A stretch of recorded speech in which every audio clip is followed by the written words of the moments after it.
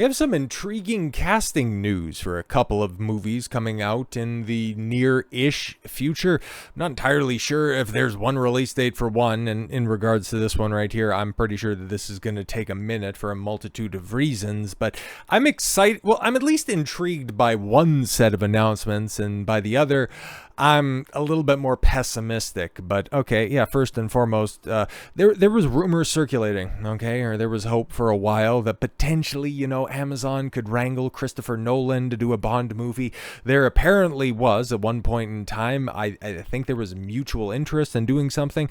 Nolan, a big self-professed Bond aficionado, is like, that would fit. That would definitely be something that I would like to see. A definite great choice over there. But I mean, Amazon settling for the great value French-Canadian Chris Nolan is like, yeah, that totally makes sense. But Denis Villeneuve, okay, directing the next James Bond film, could be a hell of a lot worse. At least they got somebody who has somewhat of a track record. I mean, like, this is the guy who did make Sicario after all, okay, so, points for that. But then he also has the incredibly character-devoid Dune movies. He also did Blade Runner 2049 after all, so you little hit and miss, okay? And for full transparency, yeah, I'm not exactly all that jazzed by this, okay? Well, Villeneuve ends up getting mocked as being a discount Christopher Nolan. It's like, okay, if he's going to be doing a James Bond movie, is it going to be that much different than a Sam Mendes Bond movie? Not entirely sure, but yeah, he's going to be directing the next James Bond film. But right now he's working on Dune Part 3. So yeah, this thing's not going to be going into production until late 27, 28 maybe. So we're still a long ways away. And also, oh yeah, we don't have a James Bond, so that's going to be a problem. And also, yeah, with Denis Villeneuve, are we going to be getting Timothée Chalamet, James Bond?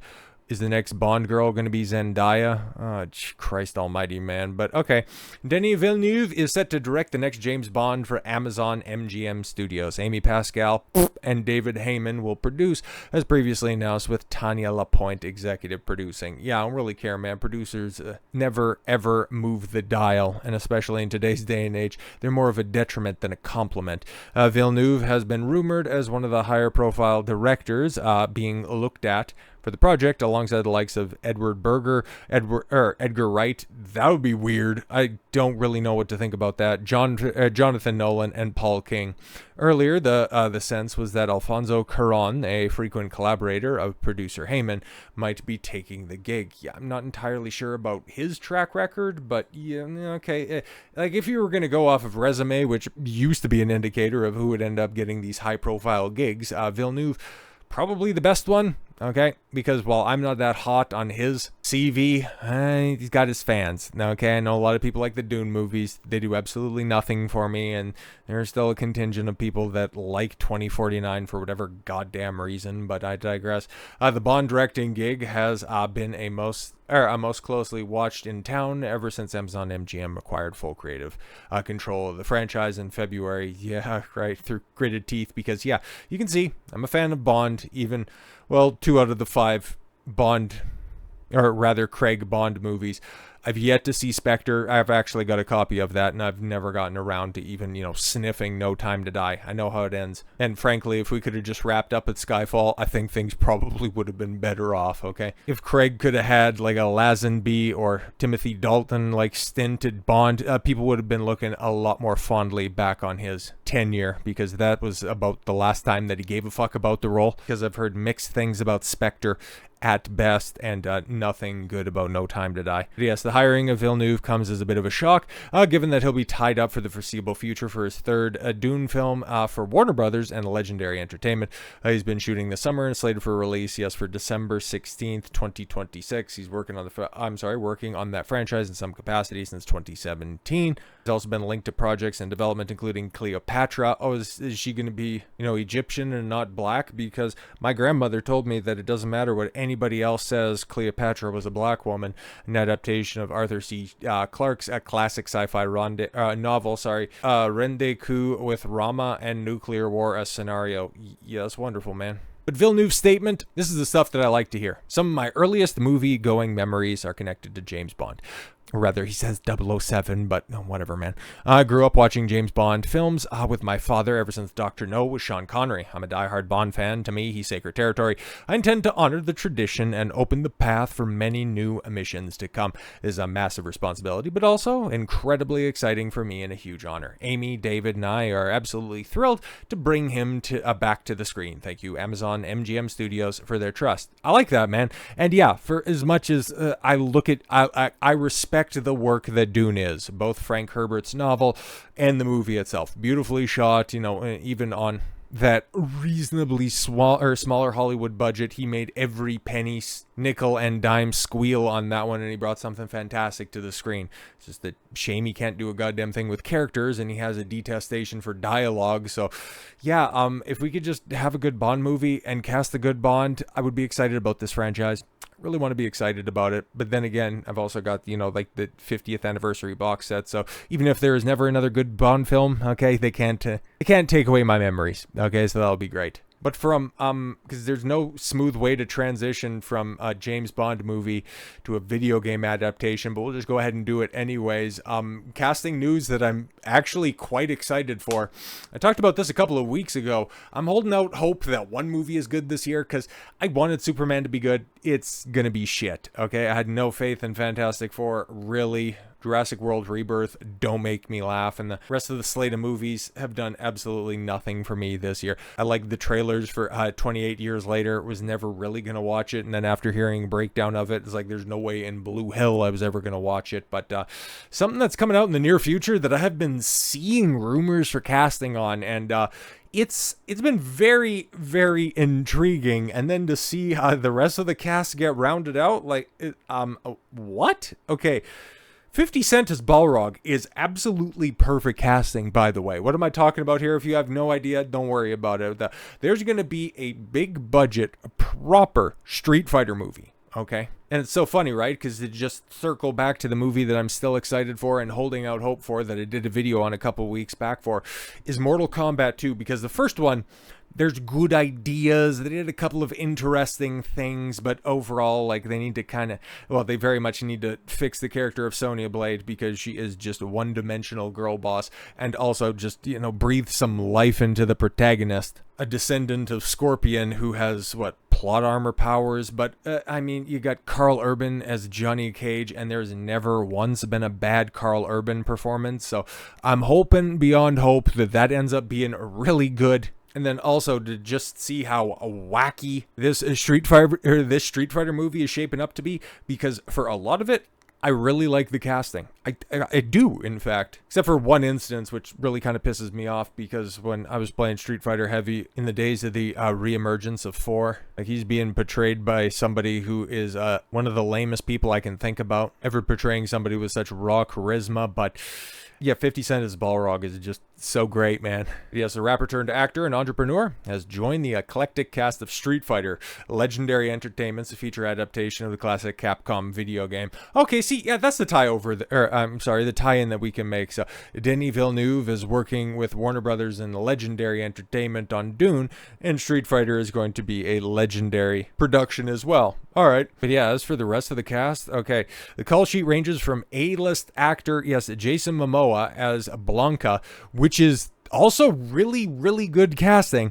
Heartthrob Noah Centeno as Ken, and gay country singer Orville Peck as Vega, which, yeah, that's fine, I guess, even though it's been a long time since I gave a shit about country music, mostly because it got really boy bandish at the tail end of the 2000s. Your Rascal Flatts and Miranda Lamberts of the world, and it's yeah, I'm good on country music, man. I'll just if I ever get a hankering for that stuff, I'll just listen to my Travis Tritt and Alan Jackson, Brooks and Dunn. It's they aren't going to take that away from me, so I'll just I'll let you guys have that stuff. It's fine, and it hasn't really improved since then, but yeah, here's the one that it's I really can't get over, man. For some people, in regards to the Fantastic Four, female Silver Surfer is a deal breaker, but having Roman stupid Reigns playing Akuma, that pisses me off to no end. As long as he's somewhat video game accurate, because, well, there are several interpretations of Akuma, but he's also a man of few words, and physicality wise,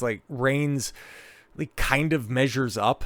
But he's like the worst promo ever, man. Like, just don't fucking put a microphone in front of this guy. Just have him come out and casually Matatsu somebody and then just fucking leave the movie. Like, that's it. That's all we need, man. Just come through, pull out a raging demon, flex your back muscles for a hot second, and then just fucking exit stage right. That's all I want. Just move it along, kid. Andrew Koji, okay, Warrior, are on the roll call. Yes, as Battler. No. I thought, Koji was Ryu, okay.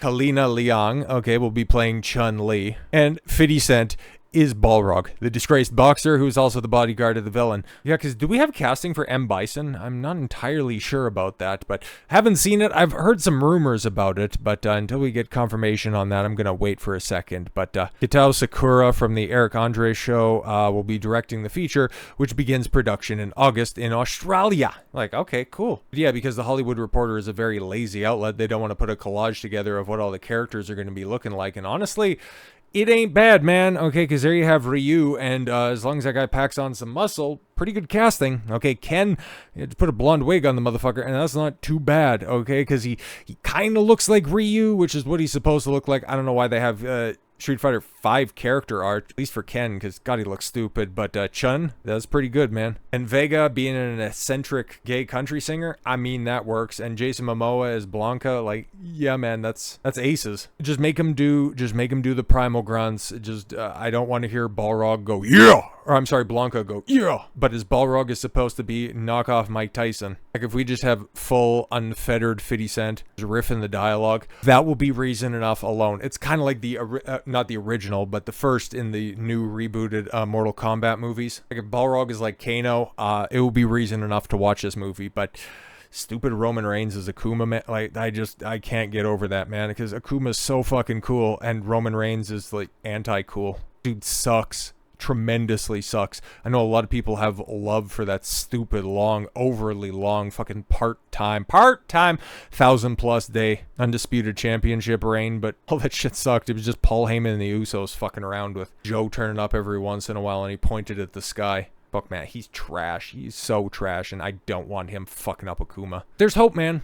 There's a lot of hope. Because while the Mortal Kombat movie came out, I think that was at the tail end of 11 and just before they were announcing 1. So it wasn't like Mortal Kombat was on the downslide, but Capcom is really on the come up, okay? Because a lot of people, even though I don't like Resident Evil, okay, like it's another one of those franchises that I respect, but I've never engaged with them, never had an inkling at all whatsoever to play any of those games. I have some very spicy gaming takes, a lot of which I haven't even revealed quite yet, but we'll eventually get around to them in due time. But maybe me just being overly apathetic towards Resident Evil, and as an outside observer, it very much looks like the Mission Impossible of gaming, where there's a couple of good ones and then a lot of stuff that just is bloat for the franchise. But I digress. 9 is getting a lot of people hyped.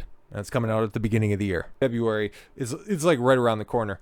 Monster Hunter Wilds is, I think, still the best performing game of the year. It's a shame it's had such a fall off, but it's getting some new content here, I think, like relatively shortly, so we'll see if it's got a proper rebound this time. And then Street Fighter 6, like right now, it's absolutely killing it. I think it's still the top performing fighting game, mostly because Tekken with Season 2 absolutely tanked it. Like, you guys had gold and then you just threw it all away. The fuck is going on over there? And Mortal Kombat, that's as dead as it gets, and I'm not entirely sure what happened with Fatal Fury. Like, there was a lot of hype around that, and like, fighting games are actually, in the grand scheme of things, pretty good right now, because you have Arxis with a lot of their wild shit, and at least at time of recording, because spoilers, I'm recording this Thursday evening.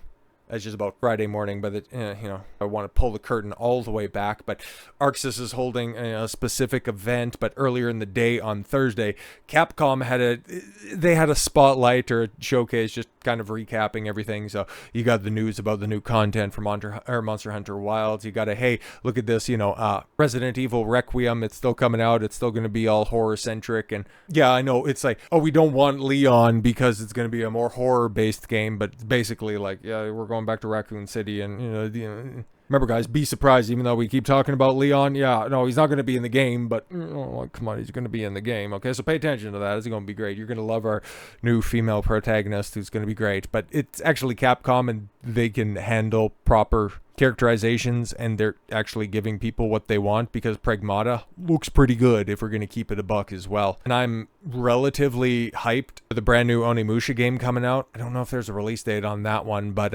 as for Street Fighter itself, like, the casting for this is good. It looks pretty good, but they're also making sure that their core audience gets what they want, because yeah, Sagat is finally coming to the roster. Okay, on August 5th, right? Like, it's right around the corner, but no, I think this is when the DLC for this drops. But yeah, they're doing some interesting stuff out here, because you got a brand new Cammy skin that you can go ahead and get.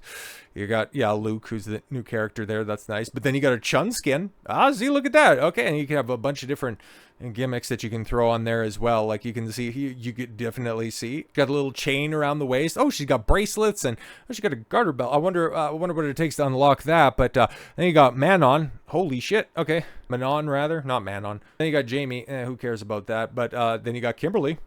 Yep. Then you got Aki, which I don't know why she'd need a bathing suit. It doesn't really look like she goes out in the sun all that much. But yeah, by the way, this is not just goon shit. This is stuff that is actually it's accurate to the source of something that came out years ago, because Capcom is one of those rare companies that still knows how to have a little bit of fucking fun, for as much as the woke police and also the fucking goon squad that are out there just figuring out how they can buy an arcade stick and play with one fucking hand. This is good news for gaming, and this is the fun shit that fighting games used to get up to. Mortal Kombat 9, look at all of those alternative costumes. Capcom, yeah, used to be fun like that, and they continue to be fun like that, because guess what? Gaming should be fun. Gaming adaptation should be fun, and oh yeah, James Bond should also be fun. So with all that said, thank you all very much for the gift of your time. I've been Don Consuelo. I want you to follow your gut and get after it. Take care, everyone.